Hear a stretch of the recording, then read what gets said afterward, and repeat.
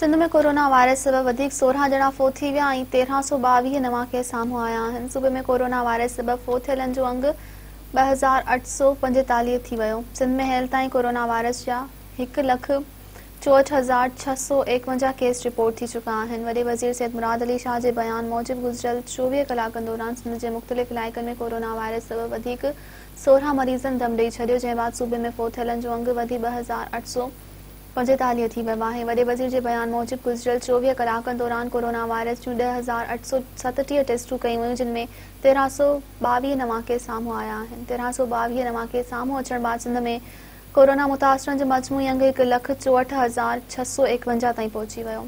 वॾे वज़ीर जे बयान मूजिब गुज़िरियल 24 कलाकनि दौरान 358 मरीज़ सिहतयाब थिया आहिनि, जंहिं बाद सिहतयाब थियलनि जो अंग 1,46,366 थी वियो आहे। जारी कयल बयान में चयो वियो आहे त हिन वक़्ति सिंध में कोरोना वायरस जा 15,440 मरीज़ आहिनि, जिन मां 14,818 मरीज़ घरनि, 12 आइसोलेशन सेंटरनि ऐं 610 मरीज़ मुख़्तलिफ़ अस्पतालुनि में इलाज हेठि आहिनि।